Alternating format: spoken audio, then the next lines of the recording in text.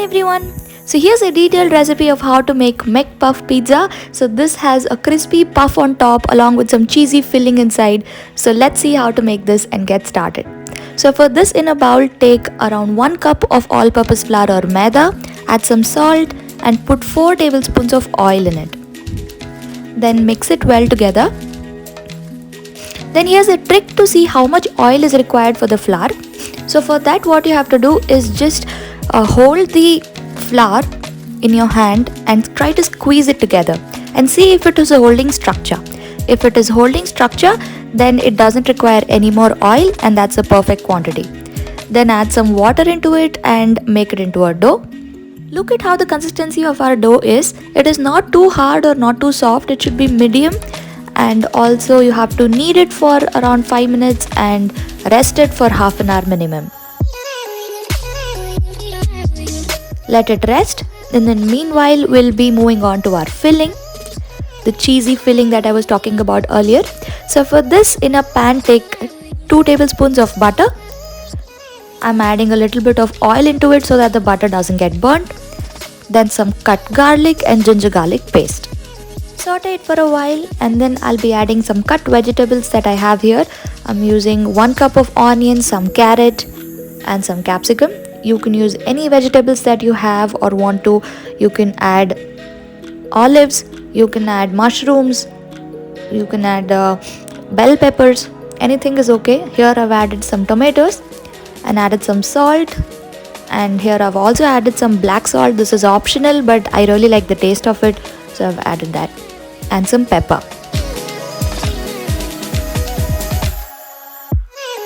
Then here I've used 2 tablespoons of Szechuan sauce.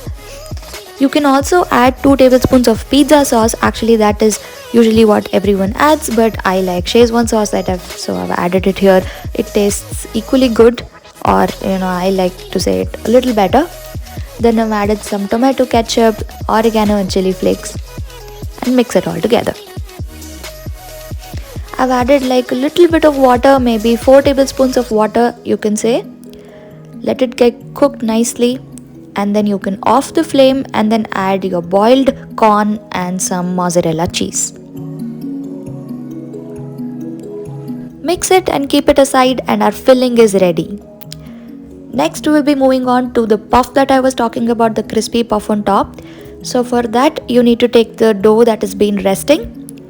Take that and roll it out into any shape that you want, because we'll be cutting it later. But make sure about the thickness. It's a little thicker side. It's better if it is on a thicker side. It will turn out really crispy. That is what our goal is here. So here you can see I have rolled it into any shape that I want, and then used a knife to cut it into a rectangle first and remove the extras. And then I like to split it in between like this. So make sure it is almost the same shape. Otherwise, the upper flap will be a little smaller than the lower one, and that is problematic. Make sure it is of the same size, and then put the filling that we just prepared earlier in the center so that it doesn't touch the edges. And take some water and try to put it on the edges of all of it to seal it properly. So this is a very important part, that you seal it properly and it doesn't come out in the oil. And then take the other flap and keep it on top of your filling, and then gently you make sure you press on all the sides like that I'm showing here. Press it nicely and carefully. Make sure you don't make a hole while pressing it. And then here I like to use one fork and like to press all the edges so that it seals properly. After you've sealed your edges, that's it. Our McPuff is ready. It can be straight away deep fried. I know it's a little dark because it became evening by the time I was making this, past 6, and I couldn't get much lighting, but I hope you guys can see that how crispy our McPuff has turned out. So here I like to tell you that the first one that I just made is so crispy and the second one is a little softer side.